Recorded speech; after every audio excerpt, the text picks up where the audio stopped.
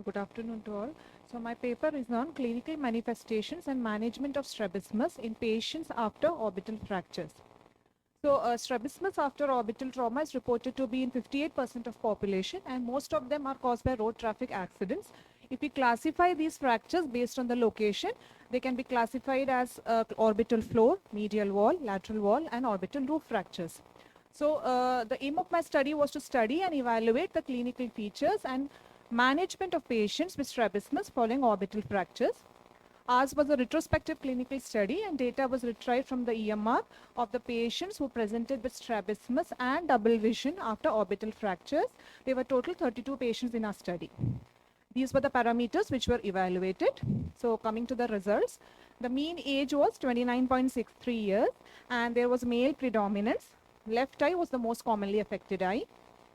Coming to the visual acuity, the affected eye visual acuity ranged from no perception of light to 6/6 vision with a mean log var of 0.09.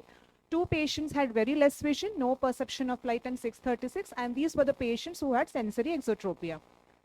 Coming to the types of fractures, as we can see, majority of them had floor fracture, and in this group there was a distinct subgroup called as the trapdoor fracture, in whom the bony after the floor fracture the bony fragment will recoil back and potentially entrapping the intraorbital contents. We also had combined fractures involving more than one wall. Coming to the etiology of strabismus, so we classified them as two groups. The first group was directly caused due to the orbital fractures. The common etiology was restrictive, followed by combined mechanisms, and we also had paralytic and sensory causes. But the other group were presented to us with orbital fractures, but the strabismus was not due to the fracture per se, but due to head injury or other polytrauma. So we had recompensated strabismus and cranial nerve palsies as well.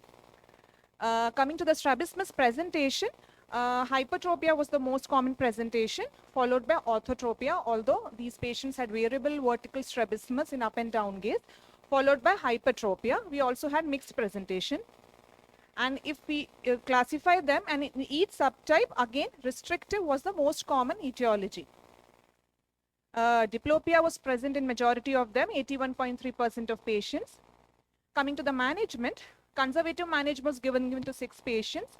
Prisms were given to 12 patients, and majority of our patients underwent fracture repair with release of the entrapped muscle. And there were some group of patients who had persistent symptoms and strabismus even after fracture repair, and these were the patients who required strabismus surgery. So this boy presented to us, as you can see, left ptosis, limited adduction, elevation, and depression. Improved very well after intake of 6 weeks of oral steroids. So he also had a post-traumatic third nerve palsy with fracture medial wall. Prisms, as I mentioned before, was given to 12 patients, and these patients were with small angle strabismus who were able to fuse with the prisms. And majority of the patients underwent fracture repair with release of the entrapped muscle. Their main concern was limited ocular motility and double vision, and ocular motility improved in 42.3% of the patients, and double vision was improved in 34.6% patients. So this boy presented to us with accidental injury to the left eye. As you can see, he has a left hypotropia. CT scan showed a fracture of floor, and he underwent inferior rectus release with a floor implant, and his hypotropia improved, and he recovered completely after 8 weeks of oral steroids. As I mentioned before, but still there were some patients who had persistent strabismus and double vision despite the fracture repair and release of the entrapped muscles, and these were the patients who underwent strabismus surgery, and in these patients FDT and FGT played a very key role. And there were some patients who also underwent strabismus surgery unrelated to the orbital fracture.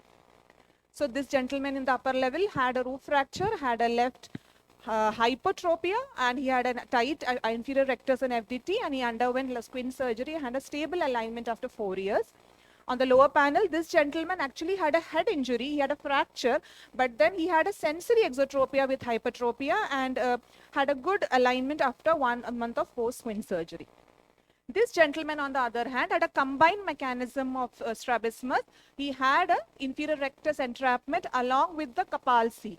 So, as you can see in the first picture, he has a primary gaze left hypertropia with limited elevation and depression. And after release of the entrapped inferior rectus, his hypertropia worsened with unmasking of the inferior rectus palsy, and he improved well after the squint surgery. So, as the mechanism of strabismus in our study could be classified as below: restrictive, paralytic, and combined mechanism, but there were also sensory causes. We wanted to stress on the posterior orbital floor fractures, where even after the release of the incarcerated tissue, the paratic component is manifested, and there is an increase in the angle of the strabismus with persistent double vision and ocular motility association. Also, we had all the following associations which were there along with the strabismus due to orbital fracture per se. So, I would like to conclude by saying that strabismus after orbital fracture has varied presentations with varied etiology, and there should be an individualistic approach. Although the most common cause is restrictive, we should also consider other causes like sensory, cranial nerve palsies, and decompensated strabismus. Also, in reference to the posterior orbital fractures, always rule out mixed mechanism because it is very essential to counsel these patients, because early recognition and counseling will prevent post-surgery surprises. These are my references. Thank you.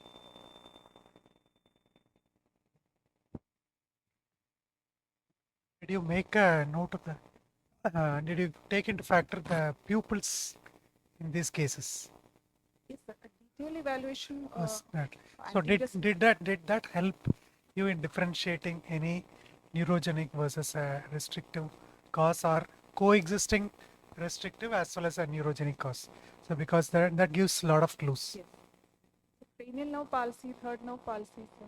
They may be pupillary. If there is patients with head injury, especially, we have to rule out neurological causes of cranial nerve palsy.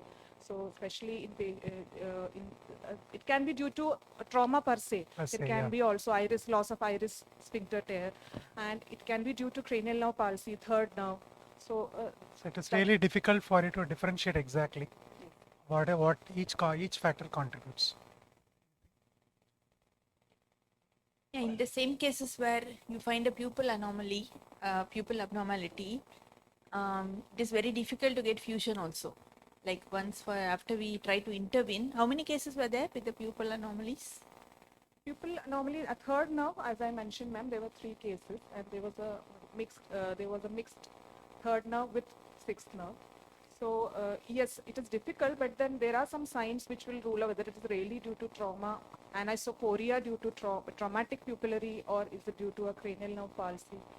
Yeah, more than that, diagnosis is one thing. I'm also talking about the effect of our therapy. So the cases where you have anisocoria, it is very difficult to make them see single, because the quality of vision becomes different. So even though they may read 6/6 or whatever, it is difficult to get a fusion endpoint. That is one thing. Another thing is, how many of the patients had torsion?